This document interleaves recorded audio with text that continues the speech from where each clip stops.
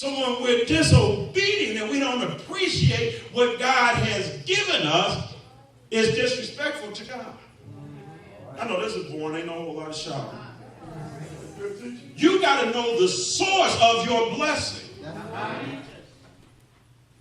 You know, when it rains, how many of you realize ain't no new water? Say it, the same water. When the clouds pass over the ocean, the Great Lakes, water goes up into the cloud. Yeah. Goes so far and dry. That ain't new water. God has made all the water he's going to make for the earth. Say it. And he recycles it all around the globe so everybody gets a little bit of water.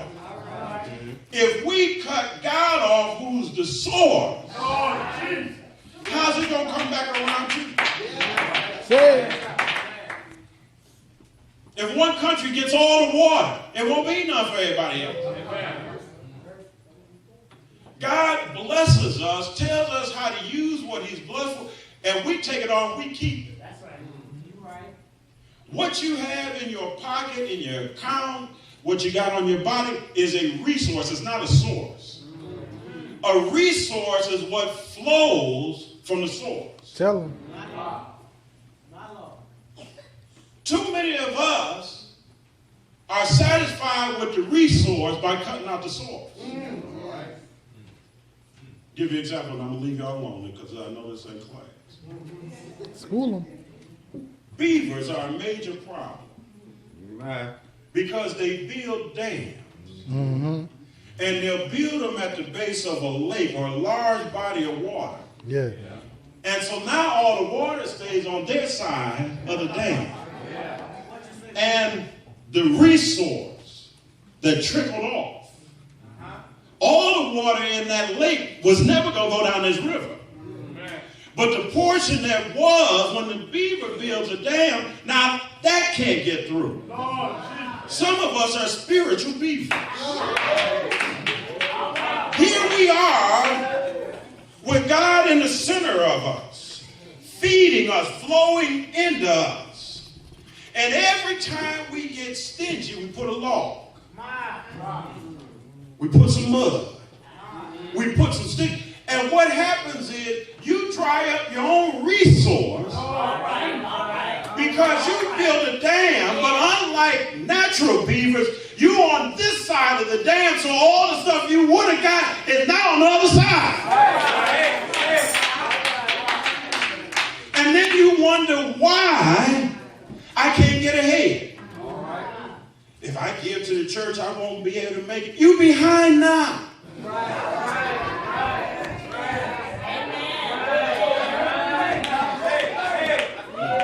At some point, you got to realize your plan ain't working. Why not change what you do and say, I'm broke anyway, I might well give it to God and see what he can do with it. The record is he can take a little and go a long ways with it. The record is he can multiply whatever you bring to him and give you increase. The record is he can open up the windows of heaven and pour you out a blessing that there won't be room enough to receive. But you keep on building that dam. You've been broke for 20 years. Say it. Help me, please. Help me. You've been begging for 20 years. Start feeding the source so there's something to replenish you when times get lame. We can't talk about it in the past. That's stingy folk. Yeah. Stingy folk, if you listen to that, you're going to get blessed. But if you keep blocking the sword, the resource that flows from God into your life, he tells you. He requires that we glorify him. He requires that we give. He requires us to sacrifice. He requires us to serve. Now, I'm not Pastor, hang on, you can deal with that later. Some of us don't do nothing in the church. Amen. We ain't going to come. We ain't going to. You build a dam. And some of us think, well, I pay my tithe. It's your tithe, your talent, and your time. You can't pay your way out of having to come and do some work. Say it. This ain't Minuteman services. You can't pay somebody else to do your work. You have an assignment and it won't get done if you don't show up, and you can't give your way out of it. You can't come over and say, well, I ain't going to tithe. I stay at the church. No, it don't work like that. Bring your tithe, bring your time and your talent, and quit trying to bargain with God. He done already told you the plan. Bring it. Yeah. Some of us are tithing. We say, well, I was tithing and I don't have no. How often were you at the church? Where were you serving at while you was doing all this tithing? If God don't look at the three, okay, well, you won't give nothing, but you'll do this. So I bless you. No, if he doesn't have all of it, your whole resource is one resource that flows down one channel. If you block any part of it up, then you don't get nothing. And that's why some of us will never get anywhere. Say it. Because we good in one area, but we ain't even trying to do better than nothing. We trying to dig under somebody else's resource. Mm-hmm. We want to be attached to God, but we want to serve somebody else. Yeah. And the thing that we fail to realize, if they got a resource, it flows from God. So if yours is damned up and you try to go, they ain't sharing with you. You're saying something. Go ahead. Resources are scarce. And they already know you robbing God. Why would they give you somebody else for you to mess? If you take from God, I know what you're doing, my stuff. So the source of the honor isn't even about the pastor. You're blessing him to show God that you see he's your resource that flow from the source. So when you bless him, if all of us in here emptied everything we had and give it to him, he might take a couple months or he'll be back. Mike, go ahead. If I get more like I, he'll be back tomorrow. Give it.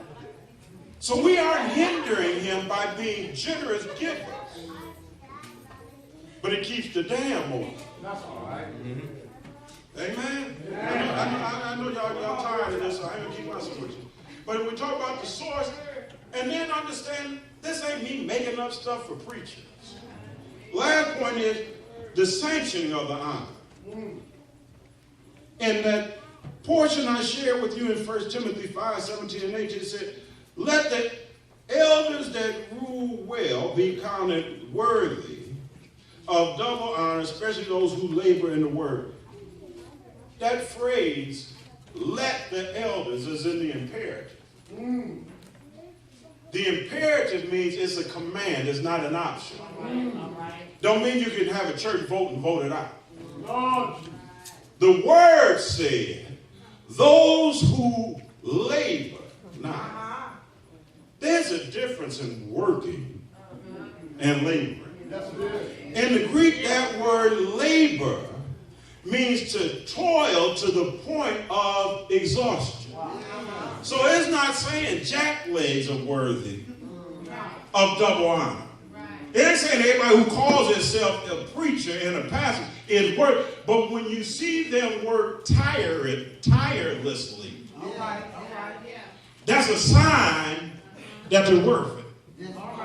Now, that doesn't mean they jump every time you want something. He won't leave you. He may not be able to do everything you want, but when you really need him, he'll be right there. And even when you don't see him, I can guarantee he's somewhere praying for you, lifting you up, interceding for you, studying for you, ministering for you. Don't be stingy. Be honorable. Love your pastor. Support your pastor. Not because I said so, but the Lord said in his word, don't muzzle him. Don't make him labor with his belt tied to his back. Don't make him work having to ride a bike to the church. Take care